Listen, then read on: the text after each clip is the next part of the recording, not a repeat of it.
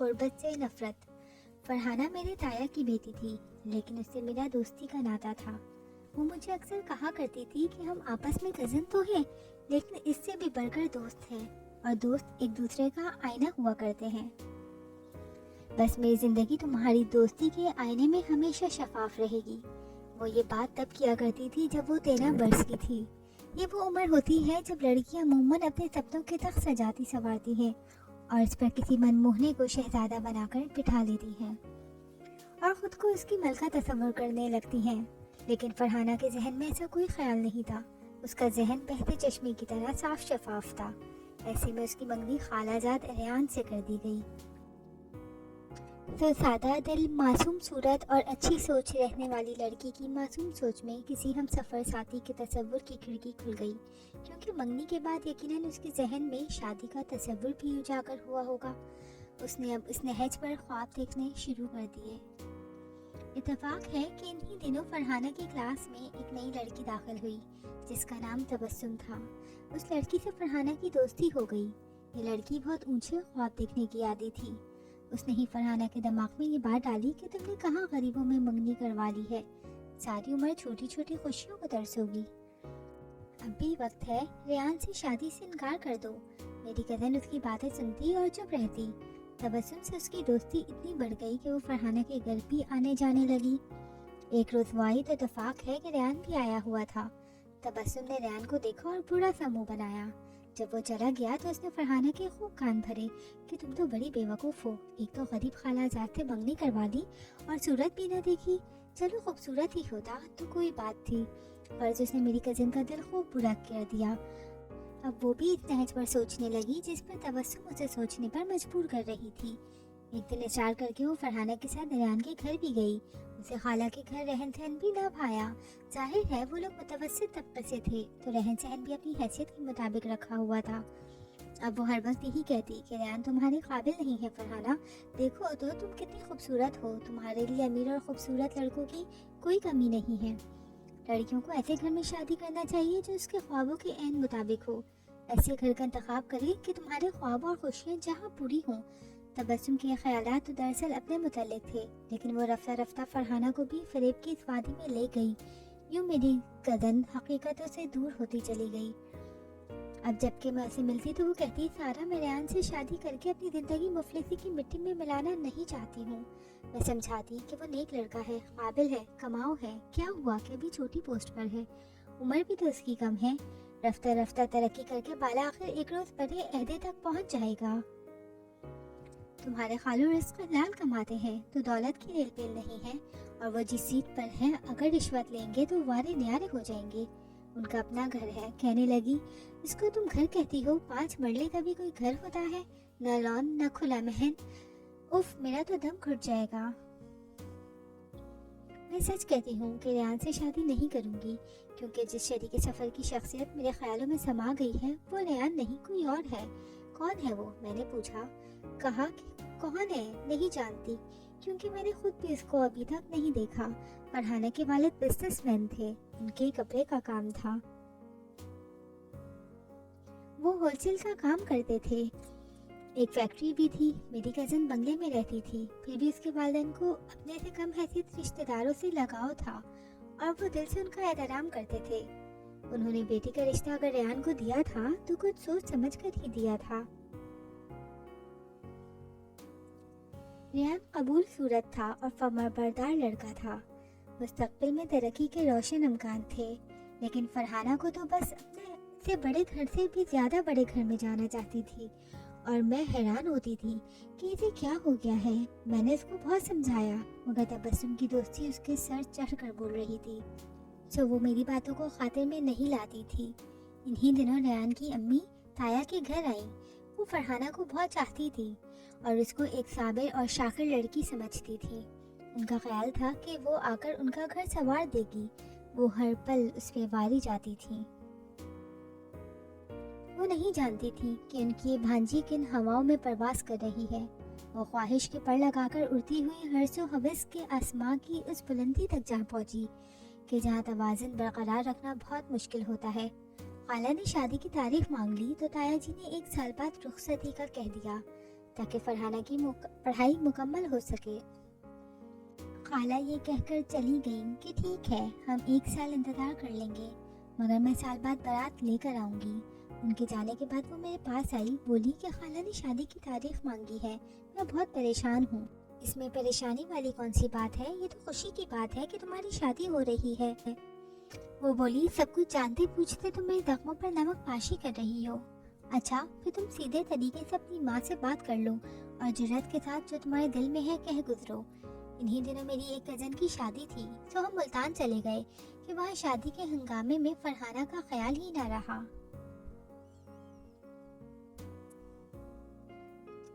मैंने मुल्तान से उससे राब्ता ना किया। हमें वहाँ 15 दिन लग गए। इस दौरान जाने क्या बात हुई कि ताया जान ने उसकी शादी की तारीख तय कर दी।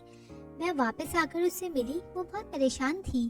परेशानी किसी नादान को लाहिक हो तो बिना बनाए काम भी बिगड़ जाते हैं और इंसान इजलत में कोई गलत कदम भी उठा लेता है। उसने भी परेशानी में गलत शख्स का इंतखाब कर लिया था। बेशक वो उसके वालिद के अंडर काम करता था, लेकिन फरहाना के लिए तो एक बंद किताब की मानंद था। उसका नाम आदिल था और ताया जी की फैक्ट्री में मैनेजमेंट का काम सीख रहा था।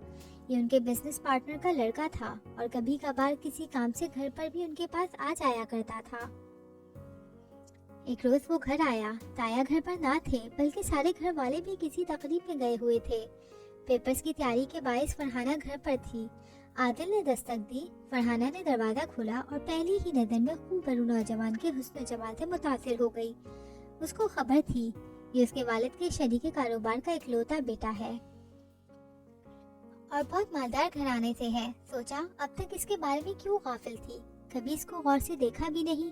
क्यों आज के दिन ही इसकी शानदार शख्सियत का सहर महसूस किया, कभी उसके दिल में आदिल का इंतखाब कर लिया। शायद इसलिए कि रेयान के साथ शादी से बचना चाहती थी। इस तेज तरार लड़के ने फरहाना की नजरों में अपने लिए पसंदीदगी के एहसास को भांप लिया।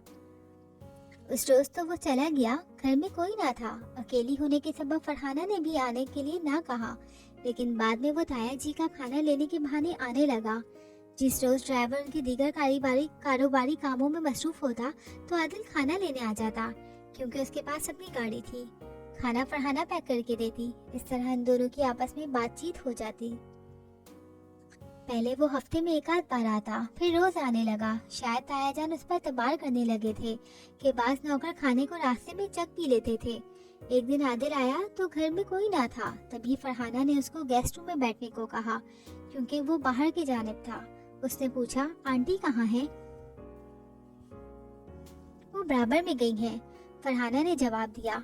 जब खाने की तैयारी के मरहले में थोड़ी सी देर बाकी रह जाती, तब तक वो आंटी से बातें करता रहता। बाहर बहुत गर्मी थी। उसने पानी मांगा। फरहाना कोल्ड ड्रिंक ग्लास में डालकर ले आई। आज आदिल उसे बहुत गौर से देख रहा था। उसकी तेज नजरों से वो कुछ घबरा गई। वो भी उसे देखने में इस कदर महफ था कि ग्लास को ठीक से तक ना पकड़ पाया और मशरूब छलक गया। तभी ग्लास में उसके हाथों से छूट कर गिर गया। शरबत कपड़ों पर गिरा तो उसकी कपड़े खराब हो गए। फरहाना ने शर्मिंदा होकर कहा, माफ करना, ये मेरी गलती से हुआ है। उसकी बौखलाहट पर वो मुस्कुरा दिया। बहरहाल मजीद कुछ कहे बगैर वो खाना लेकर चला गया। वो यही समझती थी कि आदिल नाराज होकर गया है। वो देर तक शर्मिंदगी महसूस करती रही। अगले दिन ताया जी की तबीयत खराब हो गई। वो फैक्ट्री ना गए। तभी आदिल ये मालूम करने उनके घर आया कि आज क्यों नहीं आए। जब ताया जी की तबीयत ज्यादा खराब होने लगी, दोनों माँ बेटी ड्राइवर को देखने घर से बाहर आई। देखा कि आदिल अपनी गाड़ी से उतर रहा है। उनको परेशान देखकर पूछा, खैरियत तो है? हाँ, तुम्हारे अंकल की तबीयत बहुत खराब है बेटे, इसी वजह से परेशानी हो रही है। आदिल को वो अंदर ले आई। उसने अंकल को देखते ही कहा कि ड्राइवर का इंतजार ना करें, मैं इनको अपनी गाड़ी में ही अस्पताल लिए चलता हूँ। वो सहारा देकर ताया को गाड़ी तक लाया और फौरन उनको अस्पताल ले गया। डॉक्टर ने भी उनको दाखिल कर लिया। वो वापस आकर आंटी और फरहाना को भी अस्पताल ले गया। इन दोनों पर ऐसे वक्त में उसने बहुत बड़ा एहसान किया। वो रात तक ताया जी के पास ही रहा। फरहाना ने उसके इस एहसान को अपने दिल में जगह दे दी। अब फरहाना को आदिल बहुत अच्छा लगने लगा। वो बेचैनी से उसका इंतजार करती। ताया जी अस्पताल में थे और आंटी उनके पास होती। आदिल घर आता, फरहाना से अंकल के लिए खाना ले जाता। इस दौरान वो किचन में आ जाता और उसके साथ बातें करता रहता। जब वो सूप वगैरह तैयार कर रही होती, वो उसकी बातों के जवाब में हूँ हाँ करती रहती। तब उसने कहा, क्या बात है फरहाना, आप बोलती कम है, हालांकि आपकी आवाज ऐसी है कि बार बार सुनने को दिल चाहता है। उस पर बेख्तियार वो बोल पड़ी, बातें सिर्फ जुबान से नहीं की जाती, क्या आप निगाहों की ज़बान नहीं समझ सकते? ये उसने बेबाकी के साथ बहुत बड़ी बात कह दी थी। वो तो जैसे मौके की तलाश में था। कहने लगा, आप तो पहली नजर में मेरे दिल में समा गई थी। डरता था कि कुछ कह दिया तो आपको नागवार हुआ तो नाराज हो जाएंगी। जब से आपको देखा है जीने का ढंग आ गया है। वो न जाने इस किस्म की और कितनी बातें कहता रहा और फरहाना इन बातों की भूल भुलैयों में गुम होती चली गई। उसके जाने के बाद वो गुमसुम बैठी रह गई। अगले दिन जब वो आया, उसने देखा फरहाना उनकी बातों के जाल में उलझ गई है। वो बेचैनी से उसका इंतजार कर रही है। उसने आते ही दूसरा जाल फेंका, कहा कि मैं तुमसे शादी करना चाहता हूँ। अंकल की तबीयत ठीक नहीं रहती। अच्छा है कि बेटी के फर्ज से जल्द सब दोष हो जाए। क्या वाकई तुम मुझसे शादी करना चाहते हो? हाँ, मैं तुमसे शादी को अपने लिए सबसे बड़ी खुशनसीबी समझूंगा। कुछ लोग हमारी जिंदगी में कुछ इस अंदाज से दाखिल होते हैं कि हमको पता ही नहीं चलता कि वो कब हमारे दिल में आ समाते हैं। मेरा ख्याल है ऐसे लोग खुद ब खुद दिल की दुनिया में दाखिल हो जाते हैं और अपनी मर्जी से जाते हैं। तुम भी बिला इरादा मेरे दिल पर काबिज हो चुकी हो। आप डायलॉग अच्छे बोल लेते हैं। ये कहकर तुम मेरे जज्बात की तौहीन कर रही हो फरहाना। अब जो भी कह लो, लेकिन मेरी आरज़ू को ठुकराने की बात मत करना। जिंदगी में बहुत सी लड़कियों को देखा है, मगर नजर इंतखाब तुम पर मुज़हिर हो गई है। मुझको तुम्हारा जवाब चाहिए। सोच कर बताऊंगी। इस वक्त अम्मी आ रही हैं, फरहाना ने कहा। उसी वक्त फरहाना ने फैसला कर लिया कि वो माँ से बात करेगी कि रेयान ही क्यों, उसकी जगह आदिल क्यों नहीं, उसमें क्या कमी है। उसने माँ से बात की। फरहाना की अम्मी हैरान रह गई। बोली, क्या बात है, आज तुम क्यों इस कदर जज्बाती हो रही हो? वो खामोश रही। बेटी, माँ बाप के फैसले कोई अहमियत ना रखते या उनकी ज़रूरत ना होती तो अल्लाह ये रिश्ते ना बनाता। हर रिश्ते का अपना मुकाम है, अपना तकद्दुस है। मैं मानती हूँ अम्मी, वालिदैन के फैसले बेटियों के लिए दुरुस्त होते होंगे, लेकिन आपके फैसले ने जीते जी मुझको जहन्नुम की आग में जलने के लिए छोड़ दिया। फरहाना, तुम क्या कह रही हो? हमने तुम्हारे साथ कौन सा जुल्म किया है? आप सब ने मिलकर मुझको सारा जीवन जलने के लिए आग में धक्का दे दिया है अम्मी। मैं हरगिज 3 कमरों वाले घर में ब्याह कर ना जाऊंगी। मुझको खाला के घर के सोचने पे ही घुटन होती है। बेटी, क्या कह रही हो? रिश्ते मकीनों से होते हैं, मकानों से नहीं। रेयान मेहंदी लड़का है, एक ना एक दिन जरूर दूसरा बड़ा घर बना लेगा या नहीं बना पाएगा, अल्लाह जाने, लेकिन मैं ये रिस्क नहीं ले सकती अम्मी। माँ, आपको मेरी जिंदगी बर्बाद होने से बचाना होगी। मैं आपकी मिन्नत करती हूँ, मेरी मदद कीजिए। माँ अपनी औलाद के लिए क्या कुछ नहीं करती, तो क्या आप मेरे लिए कुछ नहीं कर सकती? उसकी मिन्नत समाजत पर ताई जी ने कहा, अच्छा ठीक है, मैं तुम्हारे पापा से बात करूंगी। रात को जब सब खाने पर बैठे तो फरहाना नहीं आई। माँ ने कहा उसकी तबीयत ठीक नहीं है। खाना खाने के बाद ताई जी ने बात शुरू की कि फरहाना रेयान से शादी नहीं करना चाहती। वो कहती है कि मंगनी तोड़ दे वरना मैं कुछ खा लूंगी। इस पर बाप और भाई सटपटा गए, हैरान थे आखिर वो ऐसा क्यों कह रही है कि वो गरीब घराने में शादी नहीं करना चाहती।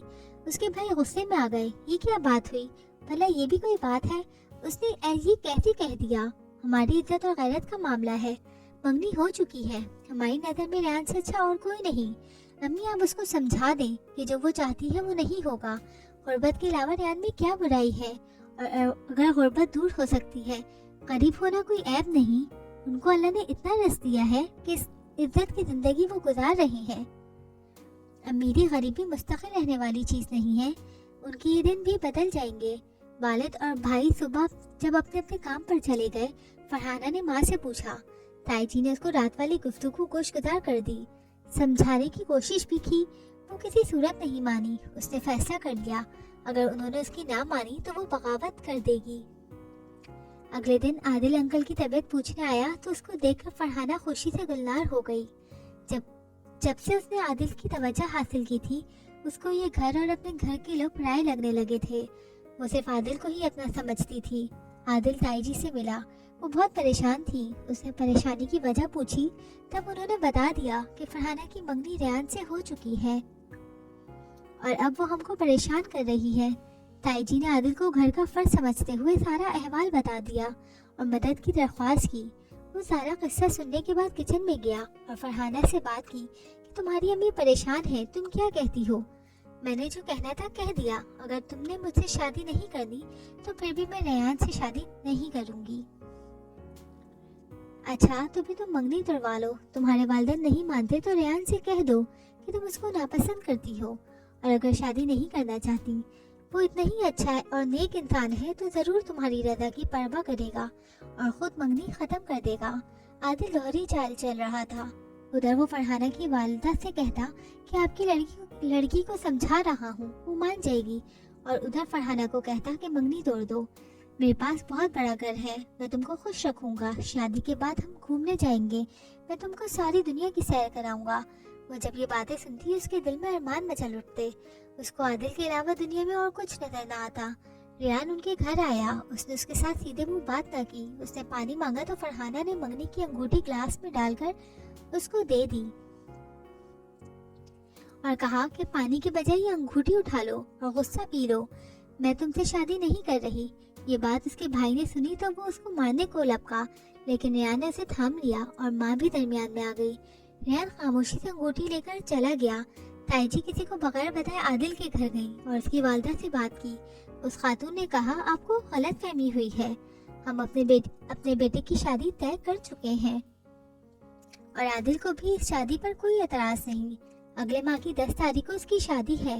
ये सुनकर ताई को सुकून मिला। वो घर लौटी तो किसी को ना बताया कि वो कहाँ गई थी।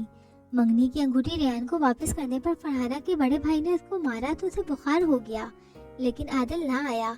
वो तो अपनी शादी की तैयारियों में मसरूफ था। फरहाना इंतजार करती रह गई। वो ना आया और फिर एक दिन जब वो आया तो उसके हाथ में शादी का कार्ड था। वो सीधा ताया जी के पास गया, उनको कार्ड देकर कहा, आप लोग मेरी शादी में जरूर आना। उसने फरहाना से बात तक न की। उसके आने पे जो शहनाइयाँ फरहाना के दिल में बजती थी वो अब दोहों में तब्दील हो गई थी। अब वो उसे हर शय रोती हुई लगती। उसे लगा जैसे किसी ने उसके पैरों तले जमीन खींच ली हो। उसके जिस्म से रूह निकल रही थी। वो बड़ी मुश्किल से खुद को घसीट कर अपने कमरे में जाकर बिस्तर पर गिर गई। ताई जी ने मुझे बुलवाया कि उसे देखो, उसने कमरा बंद कर दिया है। मैंने उसके भाई की मिन्नत की। उसने खिड़की तोड़ी, हम अंदर गए। वो बेहोश पड़ी थी। उसे अस्पताल ले गए। 2 दिन बाद जब उसे होश आया, डॉक्टर को तमाम अहवाल बताया तो उसने उसको सुकून की दवाइयाँ दी। वो 1 साल जेरे इलाज रही, तब कहीं जाकर कुछ नॉर्मल हुई। ताई जी और रेहान की अम्मी तो आपस में सगी बहनें थीं। बहन ने बहन से बेटी की तरफ से माफी तलब की। खाला ने माफ कर दिया और रेहान को भी मना लिया। दोनों की शादी हो गई। कुछ अरसा फरहाना खोई खोई रही। ताया के पास पैसों की कमी ना थी।